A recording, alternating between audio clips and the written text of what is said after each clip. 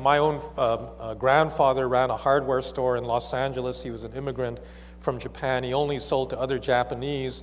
Why did he do that? Well, he could trust his customers, and he could trust the suppliers if they also came from Japan because they spoke the same language. They could interpret each other's behavior. And that's why businesses organize themselves along ethnic lines in many parts of the world. So religion and culture, religion, a lot of people think these days that religion is divisive, it's a source of violence and extremism, but I think that's a very narrow view. Religion is actually an incredibly important social glue or a source of social capital that permits people to work together in groups.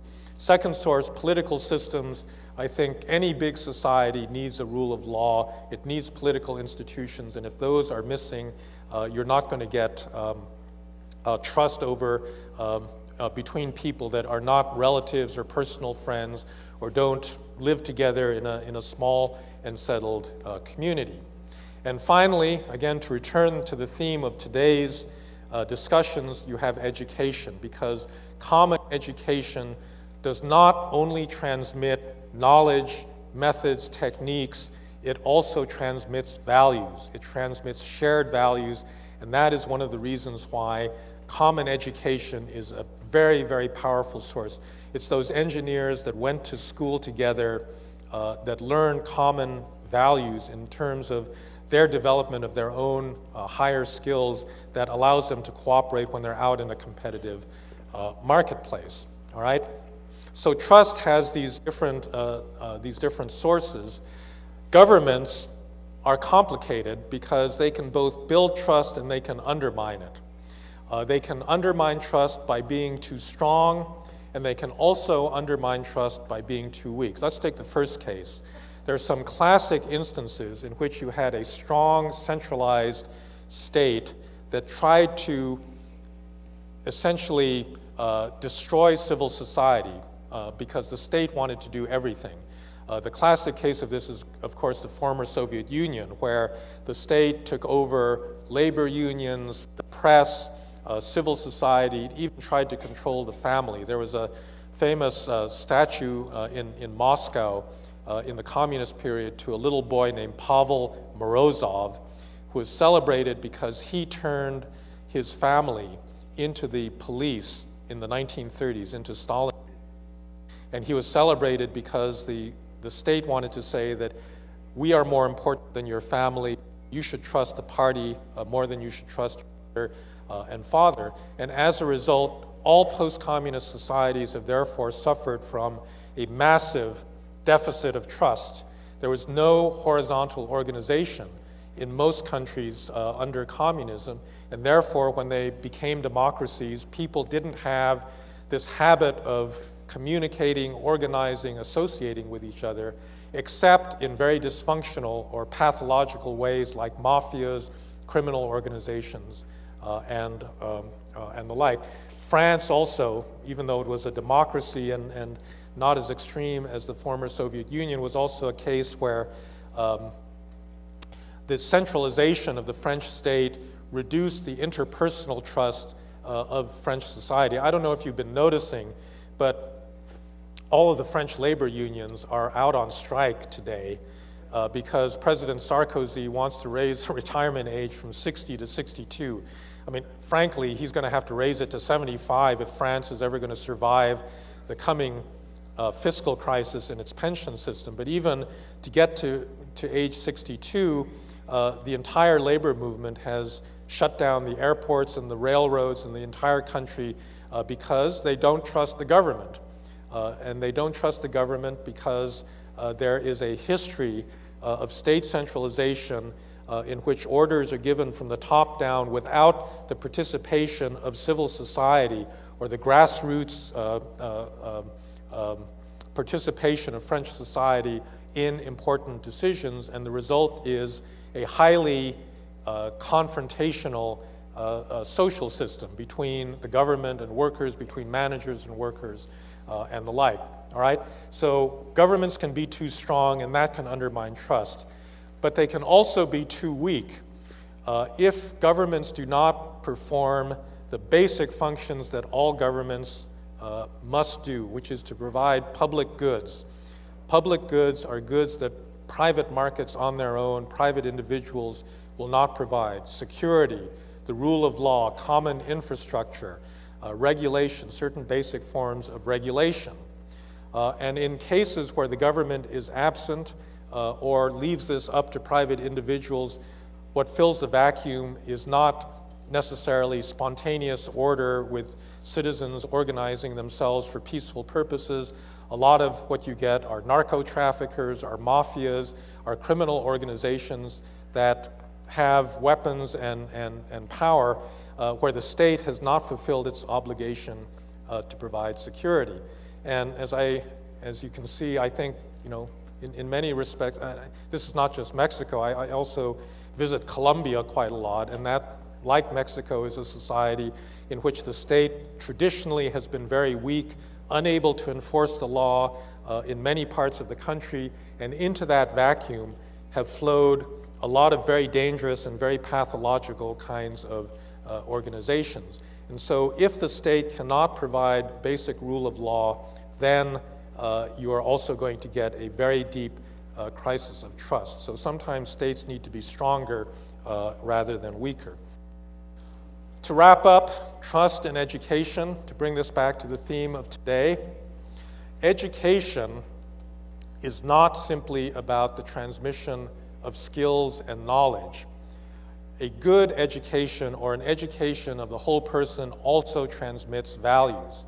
And in a sense, I think part of the crisis that we have seen in the United States, the financial crisis, was in a certain way a crisis of professional education. If you think about what a profession is, a doctor or a lawyer or an accountant or an architect, the way that they think about themselves, or the way they should think about themselves, is not, I'm in this just for myself. I'm a doctor because I want to have a nice car and go to the golf course as often as possible, and so forth. Doctors believe in an ideal, or they're supposed to believe in an ideal of service. They've got the Hippocratic Oath, they've got commitments to their patients, to the people that they take care of, that is supposed to take precedence over their self-interest. So they have a public role, and a good professional school is one that inculcates that kind of standard of service and a sense of obligation to the broader community. One thing that a number of observers have said about the rise of modern business education in the United States is that sometime in the 1970s and 80s, the idea that a business education should also be like a legal education or a medical education, it should be a kind of professionalization and an inculcation of service values, gave way to a much more selfish view of what education was about. They took seriously the economist view of human beings, that we're simply selfish, rational individuals, and therefore what we're doing in our business education is to teach people to maximize their ability to be selfish, which meant that there are no norms, or if the society tried to impose a norm, your job was to try to figure out how to get around it. And I think a lot of the terrible meltdown on Wall Street that was at the root of this last financial crisis was the result of people that did not have a broader sense of public service and a broader sense of public good in the way that they had been trained to do what they do. So I believe that in education, we need to take a broad view of what it is that we are doing. We are not just building classical human capital. We are not only teaching students useful skills that will allow them to get jobs. We are also teaching them to be public-spirited, to understand that there are larger goals beyond their immediate selves and their immediate families, that they have standards in their professions, in what they do, that they must uphold, and that those standards have to take precedence over their self-interest when it comes to a crisis. And if you do not pay attention to this social capital dimension of education, then I think you are heading for the kind of society that we seem to be heading for in the United States over the last few years. So with that, I will close. I thank you all for your attention. I hope I've made this relevant to the theme of education, and I believe that now the floor is open. If you have any questions or comments that you'd like to ask, please go ahead. Thank you.